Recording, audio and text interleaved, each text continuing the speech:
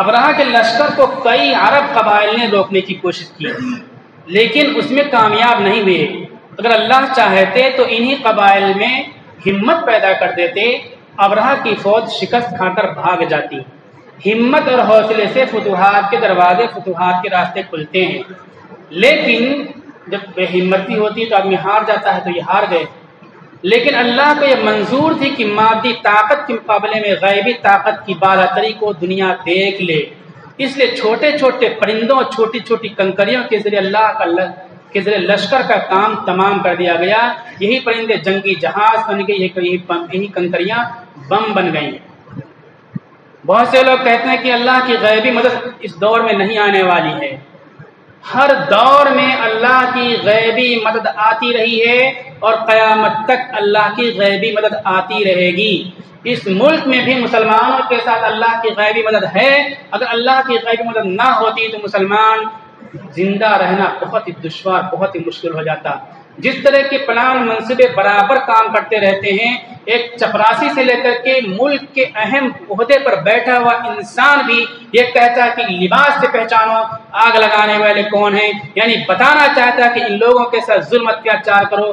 اور مرکزی مقامات پر کیپٹل سٹیز کے اندر مسلمانوں کے خلاف کھلے عام قتل عام کی باتیں کی جاتی ہیں، ان کے خلاف کوئی کیس نہیں ہوتا، کوئی معاملہ درج نہیں ہوتا، اور چھوٹے چھوٹے معاملات کو ہمارے بچے، ہماری عورتیں چھتوں سے دھانکتے ہیں۔ جب انہیں گالیاں دی جاتی ہیں، ان کو جھانکتا ہوا دیکھ کر کے بتایا جاتا ہے کہ پتھر پھینک رہے ہیں، پتھر بازی کا الزام لگا کر کے ہمارے مکانوں کو منہدم کر دیا جاتا ہے۔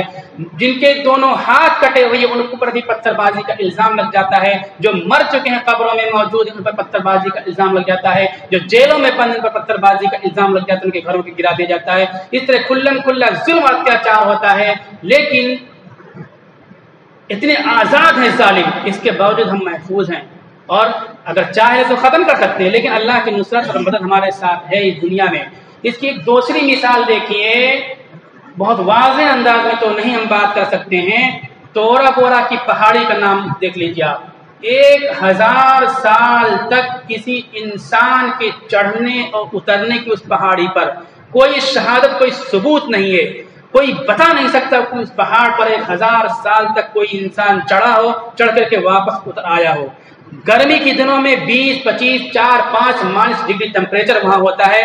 آپ ہاتھ کھولو تو ہاتھ آپ کا کھلا کھلا جم کر کے پتھر بن جائے گا، آنکھیں کھلی رہ جائیں گی، اور آپ وہاں برف بن کر کے مر جاؤ گے۔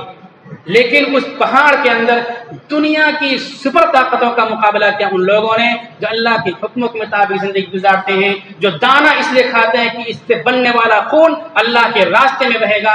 اللہ نے اس پہاڑی پر ان کی مدد فرمائی، اور دنیا کے لاکھوں کروڑوں کیمروں کے سامنے دنیا کی سپر طاقتوں کو ذلیل و رسوا ہو کر کے جانا پڑا۔ ان کے پاس اسباب و وسائل نہیں تھے، مقابلے کی ٹریننگ نہیں تھی، ان کو انٹرینڈ کہا جاتا تھا، دنیا کی جاہل قوم جن کو کہا جاتا تھا، جن کے پیروں میں جوتے اور چپل نہیں تھے، جو پیاز کھا کر کے زندگی گزارتے تھے، اور مہینوں مہینے جنہوں نے گھاس کھایا تھا اور برف کھایا تھا، اسی پہاڑی کے اندر جہاں موت کا پیغام جو پہاڑی بن جاتی تھی۔ اللہ نے فتوحات دی کہ نہیں دی ہے؟ اللہ کی نصرت، اللہ کی مدد آسمان سے آج اترتی ہے، شرط یہ کہ ایمانی تقاضوں اور ایمانی مطالبات کے مطابق ہماری زندگی ہو جائے۔ تو اس وقت اللہ کی مدد اس طرح سے آئی، اور آج بھی آ رہی ہے، قیامت تک آتی رہے گی۔ پہلی بات ہے کہ اللہ کی مدد آئی، اللہ نے دکھایا کہ تم ہاتھیوں پر ناز کرتے ہو، تم کو غرور ہے اپنی طاقت پر، اپنی شوکت پر، اپنی فوجوں پر، اپنی حکومت پر۔ تمہارا یہ غرور منٹوں میں بھی، اور چھوٹے پرندے اور چھوٹے سنگریزے خاک میں ملا دیں گے، اللہ تعالیٰ چھوٹے سنگریزوں کی طرح خاک میں ملا سکتا ہے۔ یہ دکھانا تھا اللہ تعالیٰ کو، ورنہ پہلے فوجوں سے مقابلہ ہوا دوسرے قبیلوں کے لوگوں سے، وہاں ان کا کام تمام ہو جاتا، لیکن اللہ نے کہا نہیں، ہم اس کو دکھائیں گے، اس کو ذلیل کریں گے، سب سے کمزور طاقت سے لڑا کر کے دکھائیں گے، کمزور طاقت سے لڑ کر کے ذلیل رسوا ہو جائے گا۔ وہ امریکہ جس نے عراق کے اندر حملہ کیا، 1 مہینے کے اندر عراق پر قبضہ کر لیا، جس نے شام پر حملہ کیا اس کو تباہ کر دیا، جس نے جاپان کو تباہ کر دیا، جس نے ہیروشیما کو تباہ کر دیا، جس نے جاپان کو ناکوں چنے چبوا دیے اور ناک رگڑنے پر مجبور کر دیا، وہ سپر طاقت نہتوں اور غریبوں اور مسواک کرنے والوں اور پگڑی باندھنے والوں کا مقابلہ نہیں کر سکی، ذلیل رسوا ہو کر کے گئی۔ تو اللہ تعالیٰ کی مدد آتی رہتی ہے اور آتی رہے گی، اس شرط ہے کہ ہمارے اندر حوصلہ اور ہمت ہو۔ جب کھانا کھائیں تو چربی بڑھانے کے لیے کھانا نہ کھائیں، بلکہ کھانا اس لیے کھائیں اس سے بننے والا خون اللہ کے راستے میں بہے گا، اللہ کی دین کی بلندی کے لیے ہوگا، تو اللہ تعالیٰ کی نصرت آئے گی۔ دوسری چیز اس میں غور کرنے کی ہے، یہ پرندوں کی فوج یمن میں ابرہہ کی فوج کو ٹھکانے لگا سکتی تھی، اللہ تعالیٰ وہیں فوج کے بھیج سکتے تھے، پرندوں کو وہیں فوج کو کام تمام کر دیتے، لیکن یہ واقعہ مکہ میں پیش آیا تاکہ اہل مکہ اس منظر کو اپنی آنکھوں سے دیکھ لیں، انہیں اللہ کی قدرت پر یقین ہو جائے، اللہ سے ہونے کا یقین تھا، اور ساتھ میں وہ شرک کیا کرتے تھے، بتوں کی پوجا کیا کرتے تھے، لیکن جب بہت ہی زیادہ ناگہانی معاملات اور حادثات پیش آتے تھے تو اللہ ہی سے فریاد کرتے تھے، پھر بتوں کو وہ لوگ چھوڑ دیا کرتے تھے۔ یہ واقعہ اللہ تعالیٰ یہاں پیش کر کے بتانا چاہتے تھے کہ اللہ کی قدرت پر ان کا یقین مضبوط ہو جائے اور بتوں سے ان کا رشتہ ٹوٹ جائے، یہ دکھانا چاہتے تھے۔ فوج کے کچھ بچے کھچے لوگ خود ابرہہ یمن تک پہنچے، واپس پہنچے، سب جگہ بھاگے پھیلے، کچھ مکہ میں آئے۔ حضرت اسماء حضرت عائشہ کہتی ہیں رسول اللہ صلی اللہ علیہ وسلم کی پیدائش سے 5 سال پہلے واقعہ ہوا تھا، تو 2 اس میں جو فیلبان تھے، ہاتھی کو ہانکنے والے تھے، وہ بھاگ کر کے مکہ کی طرف، راستہ تو پتہ ہی تھا، بھاگو بھاگے مکہ کے اندر آئے، اور وہ نابینا ہوئے، اپاہج ہو گئے تھے، پیرالائسس ان کو ہو گیا، اور وہ بھیک مانگتے پھرتے تھے۔ تو یہ بتاتے تھے کہ وہ ہاتھی والا معاملہ ایسا ہوا، اتنا چھوٹے چھوٹے کنکر گرتے تھے اور ہاتھی مر جاتی تھی، بتاتے پھرتے تھے، ایسے اور لوگ مختلف علاقوں میں سب جگہ بتاتے پھرتے رہتے تھے۔ یہ خود بادشاہ یمن پہنچا اور وہاں اس نے حالات کو بدلایا۔ یہ اللہ تعالیٰ چاہتے کہ پرچار ہو جائے کہ اللہ کی نصرت کیسی آئی اور طاقت کیسے چور چور ہو گئی اور طاقت کیسے نامراد اور خاسر ہوئی۔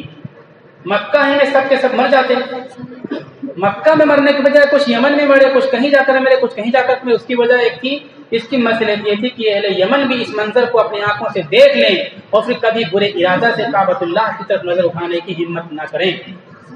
اور تیسری بات، عبد المطلب بت پرستوں ہی میں تھے، لیکن جیسا کہ قرآن نے متعدد بار ذکر کیا کہ مشرکین عرب کا حال یہ تھا کہ بتا چکے بڑی مصیبت پیش آتی تو اللہ ہی کی طرف رجوع کرتے، دعا کرتے، چنانچہ انہوں نے دعا کی اور دعا قبول ہوئی۔ معلوم ہو کہ دعا قبول ہونے کے لیے ایک اہم بات معلوم ہوئی کہ دعا قبول ہونے کے لیے دعا کرنے والا کا مسلمان ہونا ضروری نہیں ہے۔ اگر کوئی کافر دعا کرتا ہے، اس پر ہم نے ظلم کیا ہے، وہ مظلوم ہے، وہ ہمارے خلاف اللہ سے دعا کرتا ہے، یا اللہ، اے ایشور، اے پرماتما، اس نے ہم پر ظلم کیا ہے، یہ اتیاچار کر رہا ہے، تو اس کا بدلہ لے لے، تو اس کافر کی بھی دعا اللہ تعالیٰ سنتا ہے، قبول کرتا ہے۔ اس لیے ہمارے معاملات غیر مسلموں سے ہوں، کسی دوسرے سے ہوں، تو اللہ سے ڈرتے رہنا چاہیے اور اس کی بددعا سے ڈرتے رہنا چاہیے، حتیٰ کہ جانوروں کی بددعائیں قبول ہوتی ہیں۔ اس سے معلوم وہ ایمان والے نہیں تھے، وہ شرک کرتے تھے، بت پوجتے تھے، لیکن اللہ کو نے پکارا تو اللہ نے ان کی دعا سنی۔ ابرہہ کی فوج کا حال جو ہوا اس کے بارے میں قرآن نے کہا کہ عصف مأکول، مأکول کہتے ہیں کھائی ہوئی چیز کو، عصف کہتے ہیں بھوسے کو جو جانوروں کو کھلاتے ہیں۔ ابھی تو بھوسا بنتا نہیں ہے، لیکن پھر بھی جہاں بھوسا کھلاتے ہیں، جانتے ہوں گے لوگ، کسان لوگ، گیہوں کا ڈٹھا باریک باریک ہو جاتا ہے، ریزہ ہو جانا، یہی کیا کم ہے، لیکن اس کو جب گائے کھا لیتی ہے، بیل کھا لیتا ہے، تو کھانے کے بعد کیا بن جاتا ہے، وہ گوبر بن جاتا ہے۔ وہ تو اتنی بری طرح سے کچل دی گئی وہ فوج پوری کی پوری کہ گوبر کی طرح سے ہو گئے۔ اب ایک تو بھوسا چھوٹا چھوٹا ریزہ ہوتا ہے، اس کو چبا بھی لیا جائے تو ظاہر ہے کہ اس کا حال کتنا برا ہوگا۔ مقصد ہے کہ ابرہہ کی فوج کا نہایت ہی برا حال ہوا۔ اس سے بڑی اور اہم بات جو ہے وہ غور کرنے کی ہے، اور موجودہ حالات میں ہم لوگوں کے لیے اس میں پیغام ہے۔ جس سال رسول اللہ صلی اللہ علیہ وسلم کی ولادت باسعادت ہوئی 570 عیسوی، اسی سال محرم کے مہینے میں یہ واقعہ پیش آیا اور ربیع الاول میں آپ کی ولادت باسعادت ہوئی۔ گویا نبوت محمدی کے ذریعے عرب کی سرزمین میں جو انقلاب آنے والا تھا، جس کا مرکز مکہ مکرمہ بننا تھا، یہ اس کی تمہید تھی۔ چونکہ سینٹر اور مرکز اور فیڈریشن مکہ مکرمہ بننا تھا، تو ادھر یمن کی حکومت تھی، حبشہ کی حکومت تھی، فارس کی حکومت تھی، ایران کی حکومت تھی، اور دوسری بڑی بڑی سلطنتیں موجود تھیں، تو سب کے دماغ کا کنسنٹریشن کعبہ اور مکہ کی طرف کیسے ہو جائے۔ تو اللہ تعالیٰ کی طرف سے ایک بڑا واقعہ پیش کیا گیا تاکہ سب اس کی طرف متوجہ ہو جائیں۔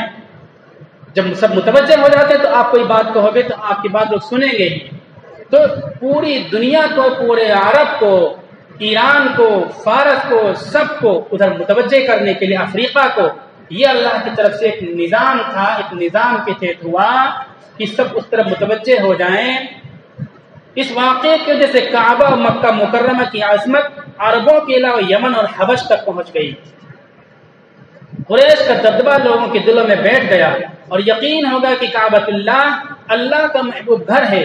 اہل مکہ نے اس مصیبت کے وقت میں اللہ سے دعا کی، جس کی وجہ سے ان کے دلوں میں ایمان کی بیج پڑ گئی، تخم پڑ گیا۔ یہ واقعہ گویا قدرت کی طرف سے ایک نشان تھا کہ اب دنیا میں دین حق کا آفتاب طلوع ہونے والا ہے، جو کفر کی تاریخوں کو مٹا کر رکھ دے گا۔ اس لیے اہل علم نے اس واقعے کو رسول اللہ صلی اللہ علیہ وسلم کی نبوت سے جڑا ہوا معجزہ قرار دیا، جو آپ کی ولادت سے پہلے ہی پیش آ گیا۔ اس سے اللہ تعالیٰ کی طرف سے اسلام کی نشر و اشاعت کے لیے میدان تیار ہو گیا۔ جو یہ پروپیگنڈا کیا جا رہا ہے، شور کیا جا رہا ہے، اللہ کی طرف سے ہمارے لیے انتظام ہو رہا ہے کہ آپ اسلام کے بارے میں لوگوں کو بتاؤ۔ لوگ اسلام کے بارے میں پروپیگنڈا پھیلا رہے ہیں، اونچی سی باتیں کر رہے ہیں، تو لوگوں کو جگا رہے ہیں اسلام کے بارے میں سمجھنے کے لیے۔ اب سمجھنے والے بہت سے تیار ہو گئے، اب تم سمجھنا چالو کر دو، فٹافٹ باتیں دماغ میں بیٹھیں گی۔ میدان تیار کر دیا گیا کہ دعوت دین کا آغاز کیا جا سکے، تاکہ جلد سے جلد یہ دعوت پورے علاقے میں متعارف ہو سکے، انٹروڈیوس ہو سکے۔ چنانچہ مکہ سے یہ دعوت دور دور تک پہنچ گئی کہ پھر کچھ جدوجہد کے بعد مکہ فتح ہو گیا اور قریش نے اسلام قبول کر لیا، یہاں تک کہ بالآخر پورا عرب دامن اسلام میں آ گیا۔ اس صورت کے بعد سورہ قریش آتا ہے۔ سورہ قریش میں اللہ تعالیٰ نے اہل قریش کو مخاطب کر کے کہا، دیکھیں اس میں اسباب کے درجے میں ان لوگوں سے مقابلہ کی کوئی طاقت اہل مکہ کے اندر نہیں تھی۔ پہلے قبائل مقابلہ کر چکے تھے لیکن وہ شکست کھا گئے تھے، یہاں پہنچ گیا وہ، یہاں مقابلے کی طاقت کی کوئی چیز ان کے پاس نہیں تھی، اللہ تعالیٰ کی نصرت آئی۔ اس کے بعد سورہ قریش نازل ہوئی۔ سورہ قریش میں بتلایا گیا کہ بھوک سے تم کو بچایا، تم کو امن دیا۔ قریش مکہ کے اطراف میں حبش تک، یمن تک کوئی قانون نہیں تھا، راستوں میں کوئی کسی کو لوٹ لیتا تھا، کسی کو قتل کر دیتا تھا، قتل ہو جاتے تھے۔ لیکن یہ قریش ایسے تھے کہ اپنے یہاں سے نکلتے تو راستے میں کو کوئی کچھ نہیں کہتا تھا۔ وہ لوگ جانتے تھے کہ کعبہ کی خدمت کرنے والے ہیں، یہ اللہ کے گھر کی رکھوالی کرنے والے لوگ مہمان ہیں، اس لیے چور اور ڈاکو بھی ان کو کچھ نہیں کہتے تھے۔ اللہ تعالیٰ نے کہا دیکھو ہم نے تم کو امن دی ہے اور تم کو سکون اور شانتی دی ہے، تمہارے اوپر کوئی ظلم نہیں کرتا، تمہارے اوپر کوئی ہاتھ نہیں ڈالتا، تمہارے تجارتی قافلے چلتے رہتے ہیں، کوئی قافلوں کو روکنے والا نہیں۔ دوسری بات، مکہ کے اندر کھیتی نہیں ہوتی تھی، پیداوار نہیں تھی، کوئی چیز نہیں تھی کہ تم کھائیں وہ اور یا وہاں سے نکال کر کے لے کے باہر بیچیں۔ تاجر تھے لیکن مکہ کے اندر کوئی چیز نہیں تھی جس کو تیار کر کے باہر لے جا کر کے بیچیں۔ یمن سے شام، شام سے یمن، ایک طرف سے دوسری طرف کا سامان خرید کر کے لا کر کے بیچا کرتے تھے وہ لوگ۔ پھر بھی ان کو کھانے پینے کا انتظام اور سفر کے جو آمد و رفت میں جو خطرات تھے، ان خطروں سے ان کو سیفٹی تحفظ تھی۔ اللہ تعالیٰ کہتے دیکھو اسباب کے درجے میں زندگی کا سامان تمہارے پاس نہیں ہے، لیکن ہم نے زندگی کا سامان تم کو دیا ہے، تم تجارتی قافلے لے کر کے چلتے، تمہارے قافلوں پر کوئی ہاتھ نہیں ڈالتا ہے، اور گھر پہ آ کر کے سکون سے کھاتے ہو، تمہارے کوئی پیداوار نہیں کیونکہ تم کھاتے رہتے ہو۔ تو دونوں کو ساتھ میں اللہ تعالیٰ نے ذکر کیا۔ اب اس میں جو اہم بات ہے، ہم لوگوں کو غور کرنے کی چیز ہے، جب سارے راستے بند ہوں، بظاہر کوئی راستہ نہ ہو، سبحان الذی سبحان الذی اسری بعبدہ، سبحان یہ لفظ اللہ کا، اللہ کے لیے نام اللہ کا ہے، جہاں سارے وسائل، ساری منطق، ساری سوچ، سارے ذرائع بند ہو جائیں، وہاں سے اللہ تعالیٰ کی ذات سبحان، اللہ تعالیٰ کی قدرت شروع ہوتی ہے، اللہ تعالیٰ وہاں سے فتوحات کے راستے کھولتے ہیں۔ اللہ تعالیٰ کی نصرت کیسے آتی ہے، اس سلسلے میں انسان اپنے اصولوں کے مطابق، اپنے عقل کے مطابق سوچ نہیں سکتا۔ یوسف علیہ السلام کو بادشاہت اور حکمرانی اور ملک اور سلطنت کا خواب دکھلایا گیا، لیکن اس سلطنت تک پہنچنے کے لیے جو راستہ اللہ تعالیٰ نے طے کیا، وہ راستہ بظاہر موت کا تھا اور خاتمے کا تھا، فنا ہو جانے کا تھا، کنویں میں گرے، بازار میں بکے، الزام لگا، جیل میں پہنچے۔ یہ سارے مواقع ایسے جو انسان کو ختم کر دینے والے ہیں، لیکن ان تمام راستوں سے اللہ تعالیٰ نے اس منزل پہ پہنچایا جو خواب دکھلایا تھا کہ تم بادشاہ بنو گے، بادشاہ بنے۔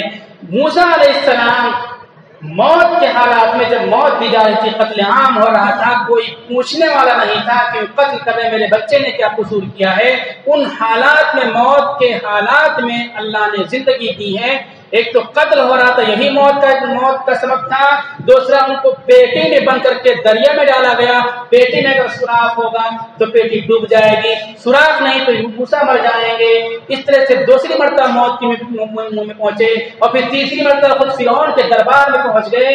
جو بچہ انقلاب کا ذریعہ بن سکتا تھا، اللہ تعالیٰ نے بتلا دیا تھا کہ انقلاب کا ذریعہ بنے گا، بنی اسرائیل کی عزت افتخار کا ذریعہ بنے گا، وہ بچہ موت کے منہ میں ہوتے ہوتے ہوتے ہوتے حکومت کا صورتحال اور نظام کو بدلنے کا ذریعہ بن گیا۔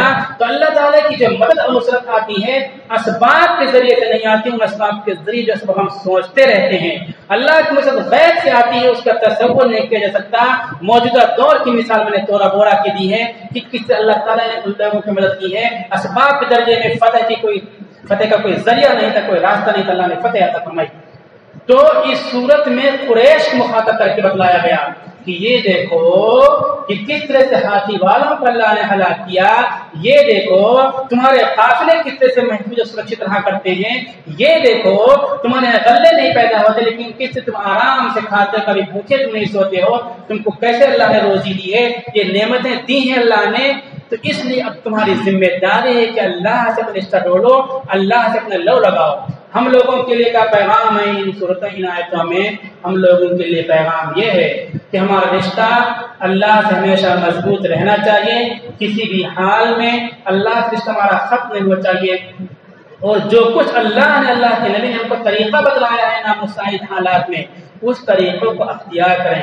کافر مسجدوں کی اہمیت کو سمجھتا ہے، مسجدوں کی اثر آفرینی کو سمجھتا ہے، اس کی رسپانسبلٹی کو سمجھتا ہے، اس کی کبریت کو سمجھتا ہے، لیکن ہم نہیں سمجھتے۔ اب ہم دیکھیں اپنی مسجدوں کو، وہ سمجھتے تھے کعبہ کو گرانے آئے تھے، اپنی مسجدوں کو دیکھیں، کعبہ کو دیکھ، کعبہ کو ابراہیم علیہ السلام بنا رہے ہیں تو پہاڑ سے پتھر لے کر کے آتے ہیں، دیوار میں لگاتے ہیں اور اللہ سے دعا کرتے ہیں، یا اللہ ہمارے اس عمل کو قبول فرما لے، ربنا وابعث فیہم رسولا منہم، یا اللہ یہاں جو ہماری نسل پیدا ہوگی ان میں رسول پیدا فرما، وہ تمہاری کتاب کی آیت کا تلاوت کرے گا، ان کو حکمت اور وزڈم کی بات سکھائے گا، وَيُعَلِّمُهُمُ الْكِتَابَ وَالْحِکْمَةَ، ان کو کتاب اور حکمت کی تعلیم دے گا۔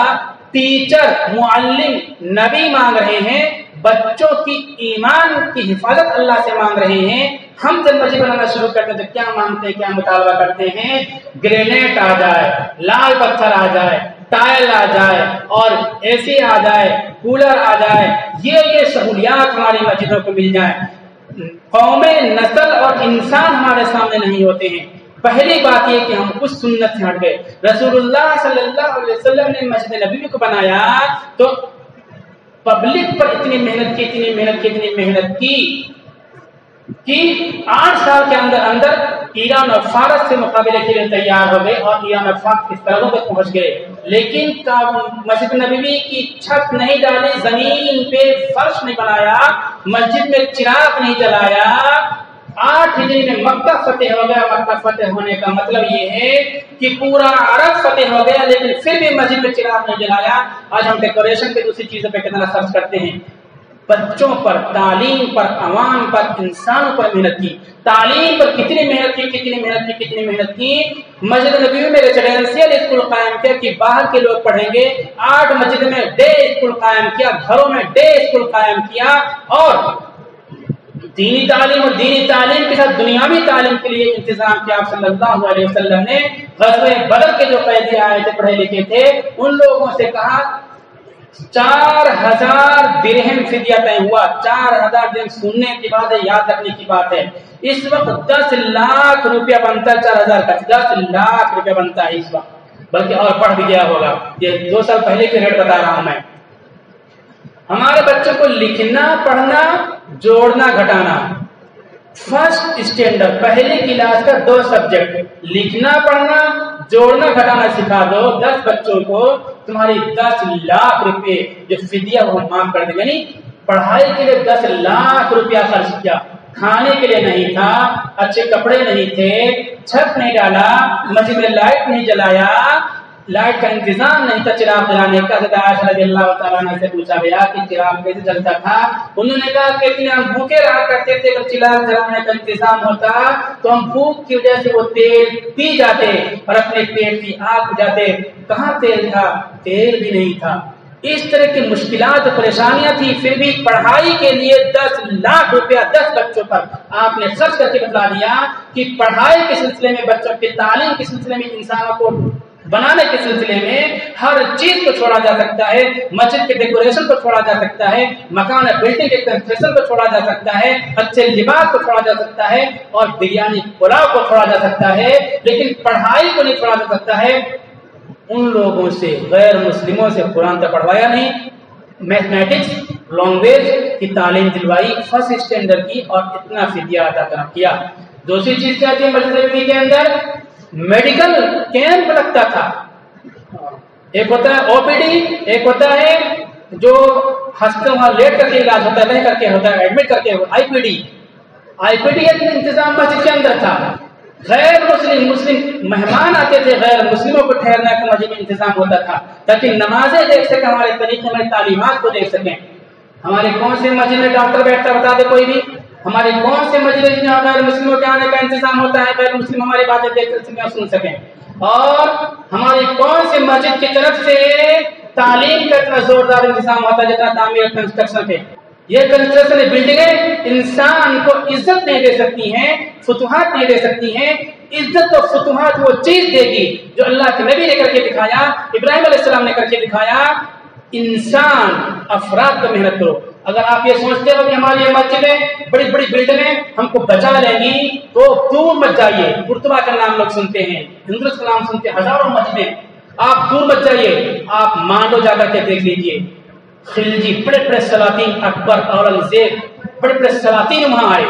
कदम कदम पे बड़ी बड़ी मस्जिदें, आलीशान मस्जिदें आज भी मौजूद हैं। एक भी मुसलमान वहां नजर नहीं आएगा और अजान देने वाला नजर नहीं आएगा। तो ये कंस्ट्रक्शन, ये बिल्डिंग, ये इमारत हमारी निजात, इज्जत, इफ्तिखार का जरिया नहीं है। हमारी निजात, इज्जत, इफ्तिखार, सबलंदी और बड़ाई का जरिया क्या है? मस्जिदों की रूह जो है, इंसान और अफराद और मस्जिदों का जो पैगाम है, उस पैगाम को आम किया जाए, इंसानों को मेहनत किया जाए। अगर वो सारी चीजें जिंदा करते हैं, दीन की दावत, अल्लाह का पैगाम लोगों तक पहुंचाना, तो क्या हो कि हालात बहुत तेजी से तब्दील हो जाएंगे। हमने सारी चीजें छोड़ रखी हैं। अब हम सोचते हैं कि आसमान से अल्लाह ताला की नुसरत को मदद आएगी। क्यों अल्लाह ताला की मदद आएगी? इन ततवल्लव यस्तब्दिल कौमन गैरकुम, अल्लाह ताला कहते हैं कि तुम ईमानदार होने और मुसलमान होने का दावा करते हो, लेकिन अल्लाह के हुक्मों को तोड़ते रहते हो। किसी भी चीज में, मामले में अल्लाह अपने नबी को नहीं देखते हो, इब्राहिम अलैहिस्सलाम को नहीं देखते, नबी के तरीकों को नहीं देखते, फिर तुमको फुतुहात कैसे मिलेगी? अब मैं यहाँ आकर के आरएसएस की मिसाल देता हूँ। कितनी मेहनत करते हैं वो, कितनी मेहनत करते हैं, कितना डिसिप्लिन। इस्लाम हुक्म ये देता है कि तुम में 2 आदमी हो तो उसमें एक आदमी अमीर बन जाए, दोनों अपने मनमाने ना चले। लेकिन पूरी की पूरी बस्ती, कितने अमीर हमारे यहाँ है, कोई अमीर किसी को मानने के लिए तैयार ही नहीं, कोई किसी को बनाने के लिए तैयार ही नहीं। उनके अंदर देखिए 2 आदमी 3 आदमी तो उसमें अमीर रहता है और इतना कहना मानते हैं जिसकी कोई इम्तिहान। 12 बजे रात में अगर बोल दे वो, तो 12 बजे रात में पहुंच जाते हैं अपने अमीर, अपने लीडर, अपने नेता के कहने के मुताबिक। इससे पहले तफसील में मैं बता चुका था, फिर बताता हूँ, चूंकि ज्यादा मजमा इसकी जिंदगी मिले। प्रोग्राम में था, तुम्हारा नागपुर की तरफ की ये इत्तला मिली। शादी नौजवान की हुई और उससे ये कहा गया, शादी हुई और जो तकरीबात होती हैं सारी हुई, उसके बाद 12 बजे 11 बजे रात में अपने हुजरे में पहुंचा, बीवी से बातचीत करने लगा। जैसे ही हुजरे में दाखिल हुआ, 10 मिनट के बाद एक आदमी दरवाजा खटखटाता है, लेटर देता है। वो लेटर उसमें लिखा कि इसी वक्त एक जरूरी प्रोग्राम है, तुम फौरन केंद्र में पहुंचो, सेंटर में पहुंचो। अपनी बीवी को बोलता है कि बहुत जरूरी है, मैं तो वहां जा करके रहूंगा, जाऊंगा, आता हूँ कुछ देर बाद। वहां पहुंचता है, नीचे ऊपर देखता, कहीं कोई नहीं नजर आता। वॉचमैन से पूछता, वॉचमैन कहता है कि कुछ लोग ऊपर हैं, यहाँ तो कोई प्रोग्राम नहीं है। उन लोगों के पास पहुंचता है तो वो लोग देखते हैं, तो कहता है कि प्रोग्राम का लेटर मिला था, तो प्रोग्राम कहाँ है? بولے ہم یہ دیکھ رہے تھے کہ ہماری محنت کتنی آگے بڑھی، ہمارے پال پر ہمارے نوجوان کتنے تیار ہوتے ہیں کہ شادی کے دن ہمارے اس میں آ سکتے ہیں کہ نہیں آ سکتے، اگر آ سکتے تو مطلب ہم کامیاب ہیں، اگر نہیں آتے ہمارے نوجوان تو ہم ناکام ہیں۔ انہوں نے حضرت حنظلہ رضی اللہ تعالیٰ عنہ کی سنت کو زندہ کر دیا۔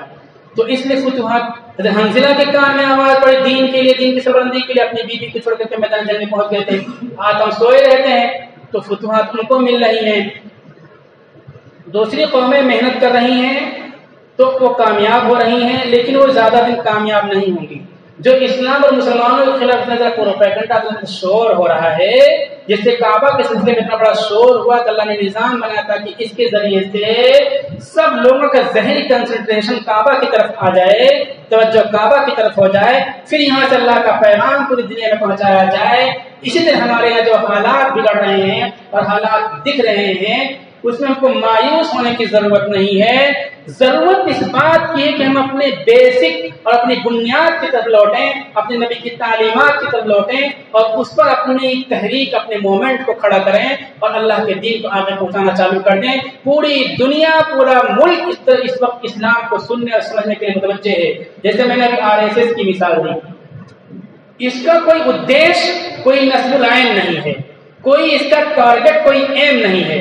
کہنے کے لیے بہت ساری چیزیں ہیں پلان میں کے لیے، کچھ بھی ان کا پلان نہیں ہے۔ پھر بھی جو ایک بڑا پلان بظاہر ہے وہ کیا ہے؟ مسلم دشمنی، مسلمانوں کو قتل کرو، مارو، کاٹو، پیٹو، بس ایک چیز لے کر کے انہوں نے اپنی تحریک کو 100 سال میں اتنی طاقت کے ساتھ کھڑا کر دیا۔ اگر وہ تھوڑا سا اپنا مائنڈ سیٹ اپ درست کر لیں اور اسلام کے بارے میں غور کرنا شروع کر دیں تو کوئی بعید بات نہیں کہ سب کے سب اسلام میں داخل ہو جائیں۔ آپ سوچئے ایک طرف سے یہاں سے لے کر کے دلی تک چند لوگ مل سکتے ہیں، بھوپال تک کتنے لوگوں نے RSS کے لوگوں کو اسلام کی دعوت دی اور اسلام کے بارے میں بتلایا۔ کیا آپ اتنی محنت 100 سال سے اسلام مسلمانوں کے خلاف کر رہے ہو؟ تھوڑا سا اسلام کے بارے میں غور کر لو، اسلام کے انصاف کے بارے میں غور کر لو، اسلام کے نیائے کے بارے میں غور کر لو، اسلام کی تعلیمات کے بارے میں غور کر لو۔ کسی نے کہا، کچھ لوگوں نے کہا ہوگا، لیکن اگر ایک طرف سے کہنا شروع کر دیں، اسلام کا پیغام پہنچانا شروع کر دیں تو کوئی بعید نہیں کہ سب اسلام میں آ جائیں۔ سب اسلام میں آ جائیں گے تو کیا ہوگا؟ جو نامساعد حالات بنے ہوئے ہیں انہیں اندھیروں میں ستارے چمکیں گے اور انقلاب و تبدیلی آئے گی۔ 1,06,00,000 مسلمانوں کو تو تاریخ میں آتا ہے تاتاریوں نے قتل کیا، مسلمانوں کے سر سے مینارے بنائے، بڑے بڑے کتب خانوں کو مسلمانوں نے جلایا، مسلمان لڑکیوں کو پکڑ لیا اپنے گھروں میں، ان کی عزتیں لوٹتے رہے اور بیوی بنا کر کے رکھا۔ جو اسلام کو ختم کرنے آئے تھے اتنا قتل عام کیا، وہی تاتاری 25-30 سال میں مسلمان ہو گئے۔ 80 لاکھ کی تعداد میں بیعت پوری کی پوری فوج اسلام میں داخل ہو گئی اور آپ اسلام کے بہت بڑے محافظ اور سپاہی بن کر کے کھڑے ہو گئے۔ تو اللہ تعالی کہیں سے بھی کسی بھی راستے سے اپنے دین کی حفاظت کرے گا اور فتوحات کے راستے کھولے گا۔ دیکھنا یہ کہ اللہ کے دین کے لیے ہماری کیا قربانی، ہماری کیا محنت ہوتی ہے۔ سورہ الم تر کیف، سورہ قریش ہم نے تلاوت اسی لیے کی ہے کہ جو موجودہ حالات ہیں ان حالات میں کو مایوس نہیں ہونا چاہیے۔ اندھیروں میں ستارے چمکا کرتے ہیں، جب اندھیرے گہرے ہوتے ہیں تو شفق پھٹتی ہے اور روشنی پھیلا کرتی ہے۔ اندھیرے گہرے ہو چکے ہیں، اللہ تعالیٰ دکھاتے ہیں دنیا کو۔ اتنے دنوں تک مسلمانوں نے حکومت کی، انہوں نے انصاف کا کون سا معیار قائم کیا، کون سا نظام لوگوں کو پیش کیا۔ چند سال ہو گئے ان کو یہ کرتے ہوئے، کھلے عام کمزوروں کو ستایا جاتا ہے، گالیاں دی جاتی ہیں، اور یہ ان پڑھ، اسچت، ان ایجوکیٹڈ لوگ نہیں بلکہ لائر، جرنلسٹ، تعلیم یافتہ لوگ نہ انصافی، انیائے کی باتیں کیا کرتے ہیں، ظلم کی باتیں کیا کرتے ہیں۔ اس کا مطلب ہے کہ جو لوگ جس دھرم، جس سوچ، جس فکر، جس فلسفی کی نمائندگی کرتے ہیں، وہ فلسفی، وہ سوچ ظلم و زیادتی، انیائے پر مبنی ہے، وہ انسانوں کو فلاح و نجات نہیں دے سکتی ہے۔ وہ لوگوں کو اللہ دکھا رہے ہیں کہ دیکھو مسلم دشمنی میں آگے نکل گئے، لیکن اپنے لوگوں کی لاشوں کو بھی وہ بچا نہیں سکتے۔ کتے اور چیل کھا رہے ہیں، کسی کی مدد نہیں کر سکتے، اور کھانے پینے کی عام چیزیں اتنی مہنگی کر دی ہیں کسی کو بچا نہیں سکتے، کسی کو روزی نہیں دے سکتے، کسی کو روزگار کا انتظام نہیں کر سکتے، صرف مشکلات کھڑا کرنے کے ذریعے اللہ تعالیٰ دکھا رہے ہیں۔ مسلمانوں کے بھی اخلاق کو اللہ تعالیٰ دکھا رہے ہیں کہ مسلمانوں نے بمبئی سے لے کر کے کلکتہ تک لاک ڈاؤن کے موقع پر کھڑے ہو کر کے سڑکوں پر کس طرح سے مسافروں کی مدد کی مدد کی ہے، انہیں سڑکوں پر آج مسلمانوں کو مارا جاتا ہے، مسلم ڈرائیوروں کو مارا جاتا ہے، یہ سب چیزیں اللہ تعالیٰ دکھا رہے ہیں۔ تو جو ظلم کر رہے ہیں، اتیاچار کر رہے ہیں، ان ظالموں کو دنیا ایک طرف سے دیکھ رہی ہے اور ایک طرف سے دنیا متوجہ ہے کہ مسلمان کون سی قوم ہے، کون سے دھرم کو ماننے والی قوم ہے، اور جو ظلم کر رہے ہیں وہ کون سے دھرم کو ماننے والے ہیں، کون سی تہذیب، کون سی فکر، کون سی سوچ کو ماننے والے ہیں۔ پھر وہ سوچ رہے ہیں اور اللہ تعالیٰ دکھا بھی رہے ہیں۔ اب ایسی صورت میں اگر ہم مایوس ہو کر کے کام چھوڑ دیں تو اللہ تعالیٰ ہم کو ہٹا دیں گے، پھر دوسری قوم کو کھڑی کر دیں گے۔